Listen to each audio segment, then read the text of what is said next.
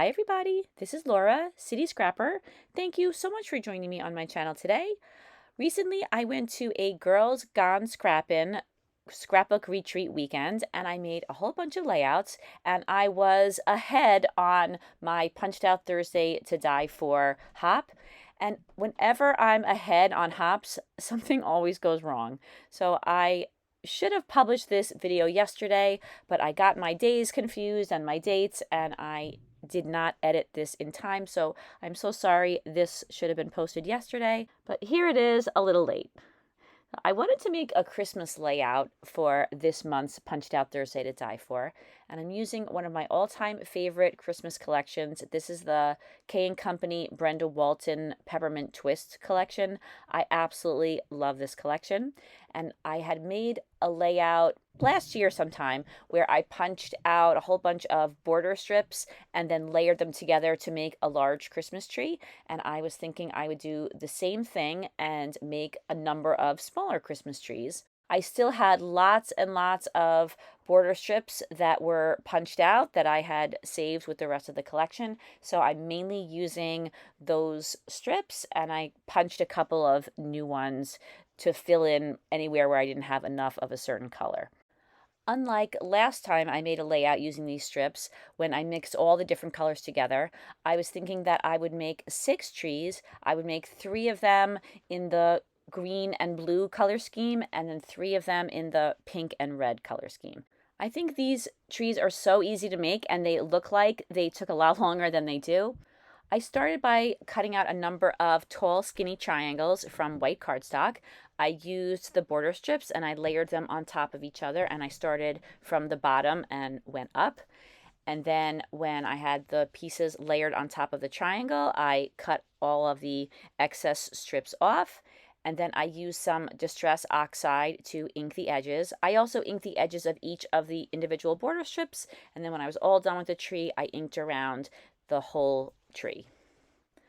I wanted to make some snow to put on the bottom of the layout, so I'm using a piece of white cardstock, and then I'm also using these oval cutters from Creative Memories. I've had these so long and I still find uses for the circles and the ovals pretty much every week that I scrapbook. And here I'm using the ovals to create the look of snow having fallen on the ground. You really don't see too much of the edge of this white paper in the final layout, but I like the idea of having the hills of snow on the bottom of the pattern paper, which you'll see in a few moments. I wanted to put some modeling paste on the white cardstock. I didn't have the proper stencil with me. So one of the wonderful things about going on these scrapbook retreats is everybody brings different tools and different materials, and everybody is so kind and willing to lend them to you. So I was able to borrow this hole punch from my friend Michelle, and using the hole punch and a thick piece of white cardstock, I'm creating my own stencil. I'm using some Heidi Swapp metallic glitter paste. This is the white glitter paste, and I'm using my homemade stencil and a palette knife, and I'm putting some dots of snow on this piece of white cardstock. I wasn't sure if this stencil was going to give me the look that I wanted. I would have preferred to have punched the dots in different sizes, but when I had put all of the glitter paste on the cardstock, I ended up really liking it. And it reminds me that sometimes you don't need to have fancy materials. You just need to know what look you want to create, and you can use the tools that you have to do that. My mom was famous for saying necessity is the mother of invention. And I have to admit that that makes sense. If you really want to get something done, you will find a way. And luckily, with the help of some of my friends, I was able to add some glitter dots to this piece of white cardstock. I finished up adding the dots to the background, and I had to let this dry for a little while because this glitter paste dries rather slowly. I cut off the bottom of the piece of pattern paper I'm going to use in the background just in case I needed it for this or another layout. I'm using this beautiful piece of blue pattern paper. It has sparkle, it has snowflakes, and you could see Santa driving his sleigh in front of the moon. It's really, really pretty. So I wanted to save that part, and then I cut off the bottom that I knew was going to be covered by the snow, and I'm assembling everything on a piece of paper that I have in my stash that I know that I won't be using, so I use it as a anchoring piece. To add a finishing touch to the snow, I use some Distress Oxide, and I just ink the edges of this whole piece of paper. I'm attaching it down to the background with some ATG adhesive, and that is going to be the background of my layout. I'm using a really cute picture of my daughter Danielle and her boyfriend, and I'm going to place that in the center of the layout. I first mat it on some white cardstock, and I always like matting my photos on white cardstock. Regardless of whatever other mats I put on there, I like to start with the white. And then I am mounting it on some pink paper. This isn't from the K & Company collection. This is from a crepe paper collection called Poolside. In my scrapbooking room, I have a number of pattern papers that read as solids, and I use those a lot to work in with other collections. For example, in this collection, there was pink, but I didn't have a full sheet of pink paper that I could use for something like matting a photo. And this Poolside paper was the perfect color pink, and I have lots of it, so it worked out really well. So now I have my 6 trees created, and I'm arranging them around the photo. I have 3 green ones and 3 red ones.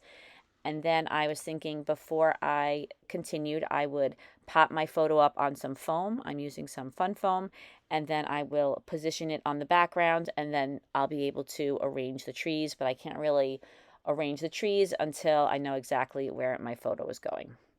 I'm adding some ATG adhesive to the background to hold it in place. However, I will go back with some glue once I'm sure that this is the right spot for it, because this ATG adhesive doesn't hold it to the background forever. So adding some liquid glue is a good way to reinforce it. And now I'm attaching the trees down to the background. I attach most of the trees right to the background, but the smaller trees that are going in the foreground, those are going to be popped up on some fun foam, just like I popped up the photo. And I was really happy with the way the trees came. I like the idea of having red trees and green trees. On the bottom of the red tree, the little one that's on the right-hand side, I used a punch that I had purchased at the crop. As I had mentioned, most of these strips were already punched out from another project, but I did have to add a couple of strips, and the strip on the bottom of that red tree was one of the ones I punched out, and I think that that punch gives a nice look to the base of the tree. For the title, which is Holly Jolly, I'm using a foam title from a Simple Stories Christmas collection called Holidays. I bought the foam sticker pack a while back when I realized that it matched so nicely with the Brenda Walton Peppermint Twist collection. I'm going to rest the top of the title on the photo, and since the photo is popped up on some foam, I had to pop up the bottom of the title on some foam so that the title will sit nicely on top of the photo and it won't be on an angle. Now I'm adding some stars that I had in my stash.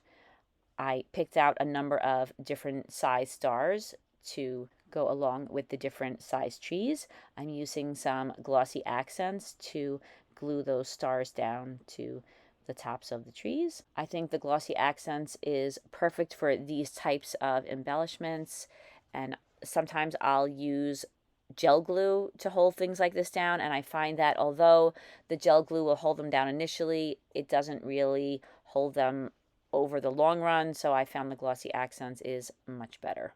I wanted to add some more decorations to the trees, so for the red trees I'm using some red pearls. Most of them are the same, but I did work in a couple of pearls that were a little smaller and a couple that were different colors of red. I will also go back and I will add some very, very tiny red pearls, and those are more of a cherry red, and most of these pearls are a deeper color red. But I like the different colors.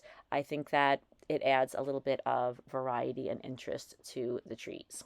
And although these pearls are self-adhesive, there were a few pearls in the package that weren't very adhesive on the back, so I decided to add a little bit of glossy accents to make sure that they stayed put.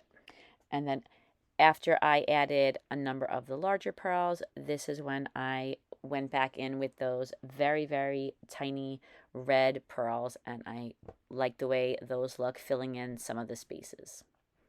I wanted to do a little something different on the trees that were green, so I was able to borrow these green jewels from my friend Sue, and they were 3 different sizes, and I liked the way the 3 different sizes look on the trees. I think that it's nice to have that variety. Then I sprinkled some foam snowflakes around the background, and these snowflakes are from the same Simple Stories thicker pack I got the title from. There weren't a whole lot of these snowflakes in that sticker pack, but I thought there were just enough to sprinkle around the layout and give the look of snow falling from the sky. Those snowflakes move around the layout a little bit. Some of them do anyway, because I changed my mind on where I wanted them to go. There were also some foam hearts on that sticker pack, so I put a red heart inside of the letter O, and then I put a green heart underneath the title. Now I'm back at home again, working at my coffee table. I thought it would look nice if there were some florals on top of the photo. That area over the photo looked a little bare to me, so I was thinking that by putting this poinsettia and some holly leaves on either side, it would help to fill out that area a little bit. I really like the way this Holly Days collection goes with the Brenda Walton collection. I only had 1 pad of this Brenda Walton collection. I wish I had purchased more than one, but recently on eBay I was really excited. I was able to find another slightly different pad, but it was also a peppermint twist pad, and that makes me so happy because I really love the color combination with this collection, and I just enjoy working with it. So like I said, I thought the top of the layout looked a little bit bare, so I decided that I would add a large white scallop to the top, and I did the same thing that I did to the bottom. I made a new stencil since I didn't save the one that I had when I went on the retreat, and I used the same glitter paste, and I created the textured effect on that piece of cardstock, and then I glued it down to the top of the page.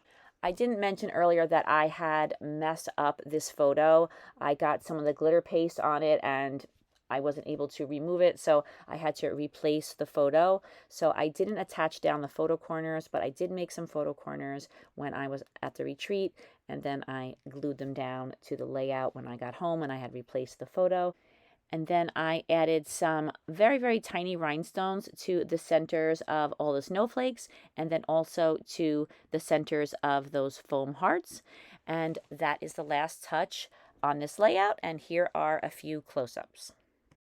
Thank you so much for watching this video. I really hope that you enjoyed it and found it useful. And I wanted to say thank you so much to those of you who so regularly leave me comments. They really brighten my day and make this all worthwhile.